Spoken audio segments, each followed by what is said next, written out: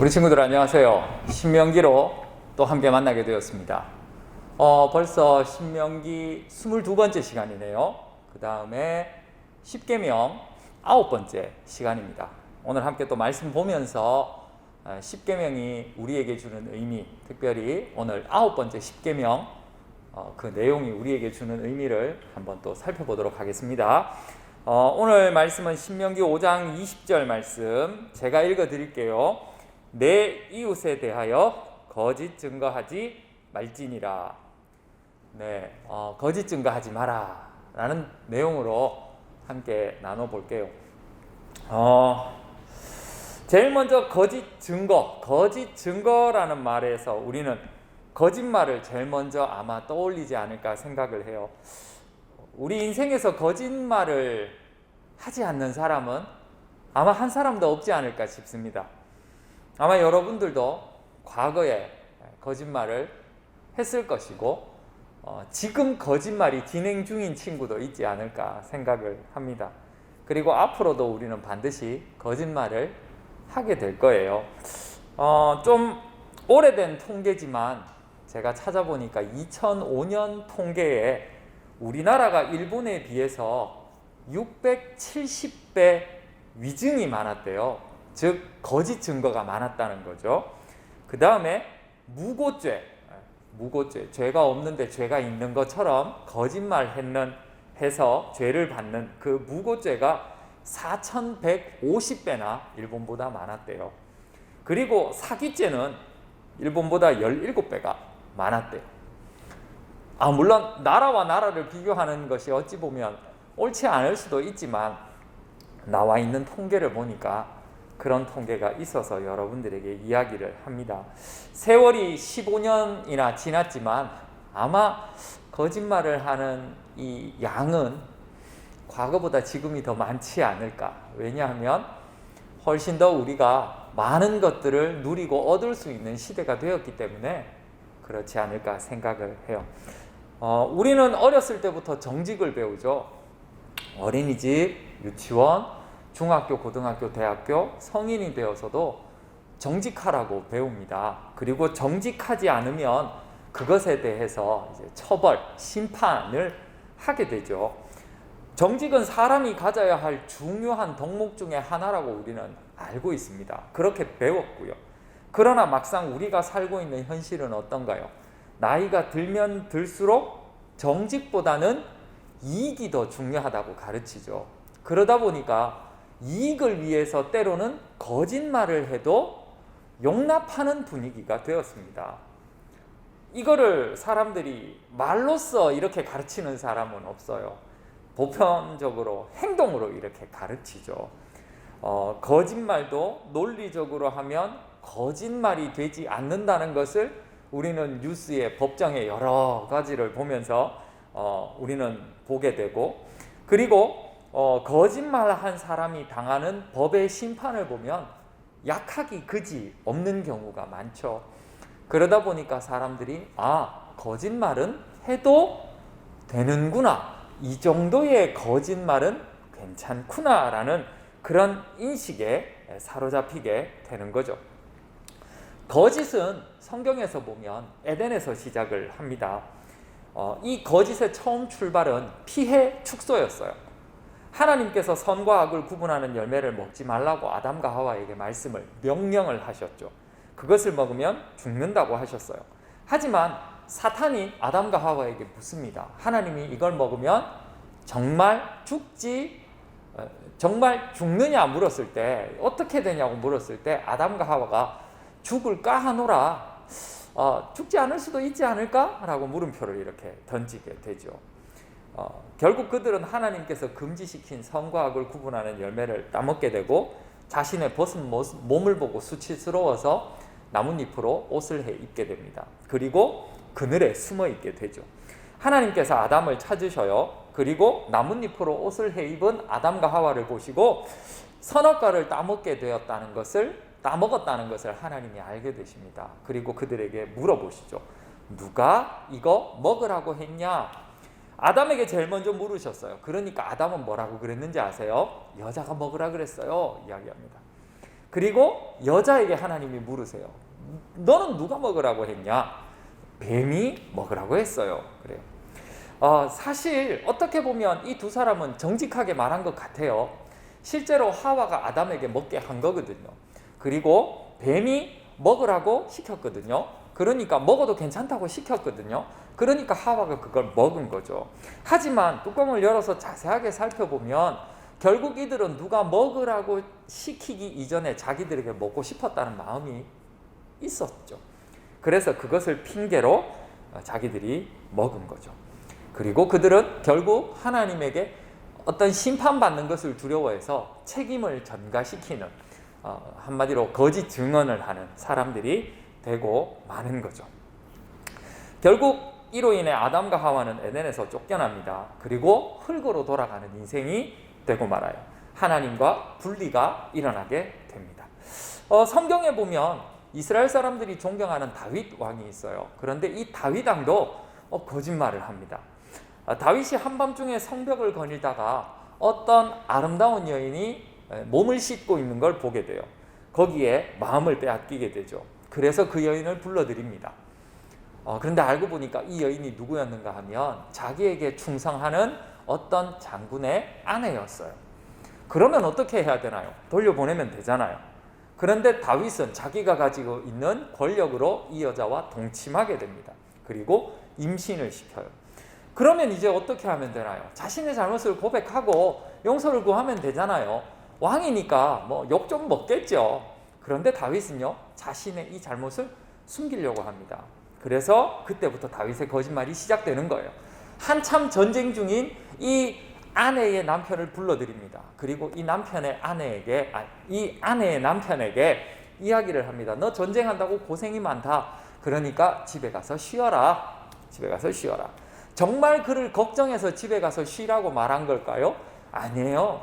자신이 잘못한 걸 덮으려고 거짓말을 한 거죠. 그런데 이 전혀 맥락 없는 말에 군인은 자신의 군인 본분을 생각한 거예요.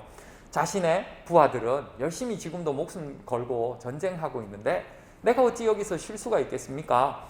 그럴 수 없습니다. 나는 그냥 이 한대서 추운 곳에서 바닥에서 자겠습니다 하고 집에 들어가지 않게 되죠. 다윗은 조급해집니다. 그래서 결국은 어떻게 하는가 하면 이 장군에게 편지를 써요. 그리고 장군이 보지 못하도록 편지를 밀봉하고 전방에 나가 있는 어떤 사람에게 이 편지를 전하라고 합니다.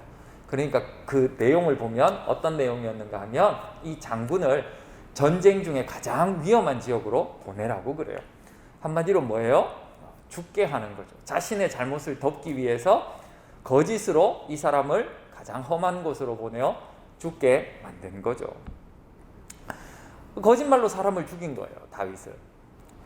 그리고 성경에 아주 유명한 비유가 있는데 나봇의 포도원의 비유라는 게 있어요. 그게 뭔가 하면 이스라엘의 왕 아합이라는 사람이 있고 그의 아내 이세벨이 있었어요. 여왕이죠. 이 아합과 이세벨이 합작해서 누군가의 포도원을 빼앗습니다. 아합 왕이 나봇을 불러놓고 그 밭을 자기에게 팔라 그래요. 그러니까 나봇은 이건 나 조상 대대로 물려받은 땅입니다. 소중한 땅이니까 팔 수 없습니다. 하니까 이세벨은 이 나봇이 하나님과 왕을 저주했다는 거짓 누명을 씌워서 죽여버립니다. 그리고 포도원을 자기 걸로 만들어버린 거죠. 성경 곳곳에 보면 오늘 우리가 읽었던 거짓 증거하지 말라. 그런데 앞에 단서가 붙어 있어요. 내 이웃을 위해서, 이웃에 대해서 거짓 증거하면 무슨 일이 벌어지는가 하면요. 그 이웃이 가지고 있는 이익을 내가 취할 수가 있는 거예요. 그런데 단순하게 이익을 취하는 것으로만 끝나는 것이 아니라 그 이웃의 생명을 위협하는 경우가 생겨버리는 거예요. 심지어 위협하는 정도가 아니라 그를 죽게도 만들어버리는 일이 생길 수 있는 거예요. 그래서 성경은 거짓 증거하지 말라인데 그 앞에 이웃에 대하여라고 단서를 붙이고 있는 거죠. 우리는 명심해야 돼요. 우리는 항상 거짓말을 할 때 자신의 이익만을 생각합니다. 내 이웃의 손해는 생각하지 않아요. 내 이웃이 당할 고통과 어려움과 그 힘든 걸 생각하지 않고 단순하게 나만 살고자, 나만 좋고자 거짓말을 쉽게 해버립니다. 그런데 우리는 명심하셔야 돼요. 거짓말에 대한 대가가 반드시 있다라는 것이. 그리고 그 대가가요, 나에게 돌아오면 사실 그건 합리적이잖아요. 고통은 내가 당해서 속상하겠지만, 힘들고 어렵겠지만, 그 거짓의 대가가 나에게 돌아오면 그거는 쌤쌤이잖아요. 그런데 문제는 그 거짓의 대가가 나에게 돌아오지 않고 다른 사람들에게 돌아간다는 거예요. 그래서 성경은 이웃에 대하여 거짓 증거하지 말라는 겁니다. 내 이웃의 자유를 억압하지 말고 내 이웃의 생명을 존중하고 그의 이익을 온전히 보전하기 위해서 성경은 거짓 증거하지 말라라고 이야기를 하고 있는 거예요. 여기서 우리는 하나 더 거짓 증거에 대해서 생각을 해봐야 됩니다. 단순하게 성경은 거짓 증거라고 말하고 있는데 이것을 좀 더 풀어서 살펴보면 거짓말로 증언하는 사람이 되지 말라는 말도 되거든요. 거짓으로 증언하는 사람이 되지 말라. 그래서 이걸 줄이면 거짓 증거하지 말라인데 거짓 증언하지 말라라고도 할 수가 있어요. 거짓 증언, 거짓 증언하는 사람 되지 말라. 한마디로 내가 알고 있는 것들을, 사실들을 거짓말하지 말라는 거예요. 다른 사람들에게 왜곡시켜서 말하지 말라라는 거예요. 잘못되게 말하지 말라라는 거예요. 주로 이런 것들은 어디에 적용이 될 수 있는가 하면 내가 하나님을 믿고 있어요. 그런데 내가 하나님을 믿고 있는데 사람들에게 내가 믿고 있는 이 하나님을 잘못 전하는 거죠. 하나님을 하나님답게 전하는 게 아니라 하나님을 하나님답지 않게 전하는 거예요. 하나님을 하나님으로 전하는 게 아니라 단순하게 도깨비 방망이처럼 금 나와라 뚝딱 은 나와라 뚝딱 해서 하나님을 그런 존재로 소개하지 말라라는 거예요. 우리의 죄를 위해서 십자가를 지시고 3일 뒤에 부활하셔서 하나님의 우편에 앉아 계신 그 예수 그리스도를 믿는 사람에게는 영원한 생명과 영원한 하나님 나라를 주신다는 그 믿음을 우리에게 주신, 그리고 그 생명을 우리에게 주신 하나님을 다르게 설명하지 말라라는 거예요.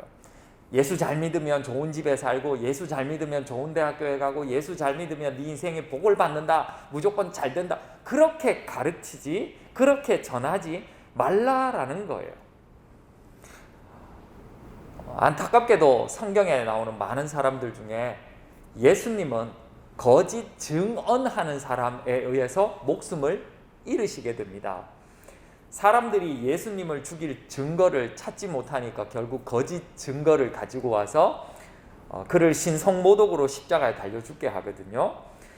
거짓 증거는 사람의 목숨뿐만 아니라 그의 살고 있는 삶의 터전, 그의 가족들에게는 어마어마한 위험 요소가 되는데, 특별히 이 하나님을 왜곡해서 그리고 하나님을 거짓으로 전하는 이 일들에게는 반드시 하나님께서 축복을 내려주실 수가 없게 되는 거죠.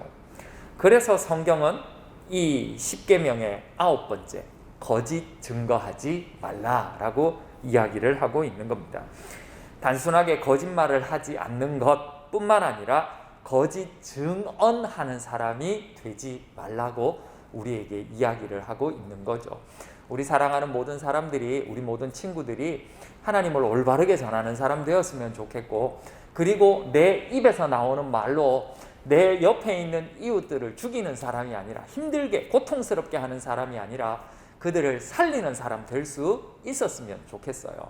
그들에게 힘을 주고 그들에게 희망을 주는 사람이 될 수 있었으면 좋겠어요. 근데 우리의 입은, 이 못된 입은 그렇지가 않죠. 우리가 하는 말은 딱 2개밖에 없어요. 참말과 거짓말. 안타깝게도 참말만 있는 사람이 없어요. 그래서 우리는 우리의 입을 단속해야 됩니다. 하나님께서, 성령 하나님께서 우리의 입을 주관하여 주셔서 날마다 우리가 바른 말을 하는 사람이 되도록, 그리고 정직한 말을 하는 사람이 되도록, 그리고 이 말로 옆에 있는 이웃들을 살리고 그들에게 희망을 주는 사람이 되도록, 그리고 하나님을 올바로 증언하는 사람이 되도록 우리는 날마다 기도하면서 힘써야 할 것입니다. 퀴즈를 드릴게요. 거짓 증거하지 말라는 이 계명은 단순하게 거짓말을 하지 말라는 의미도 있지만 다른 하나의 의미가 더 있다고 말씀드렸습니다. 그건 무엇입니까? 어떤 진실에 대해서 거짓말을 하는 사람이 되지 말자라는 의미죠. 네 글자. 거짓 하지 말라. 그렇게도 해석할 수 있다 그랬죠. 여러분들이 답을 아는 친구들은 선생님께 답을 남기셔서 나중에 연말에 상 받는, 풍성한 선물 받는 여러분들 되시기를 바라요. 제가 기도할게요. 하나님 아버지, 우리의 입술을 주관하여 주시옵소서. 우리의 입술에는 날마다 거짓이 흘러넘칩니다. 그래서 이 거짓으로 이웃을 힘들게 하고 고통스럽게 하고 또 하나님을 올바로 전하지 않는 그런 정말 악한 입을 가지고 있습니다.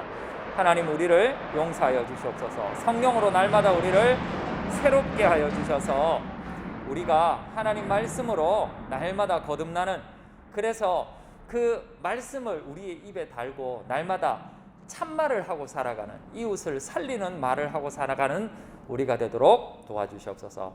감사드리며 예수님의 이름으로 기도드립니다. 아멘. 수고했습니다. 사랑하고 축복합니다. 다음에 또 만납시다.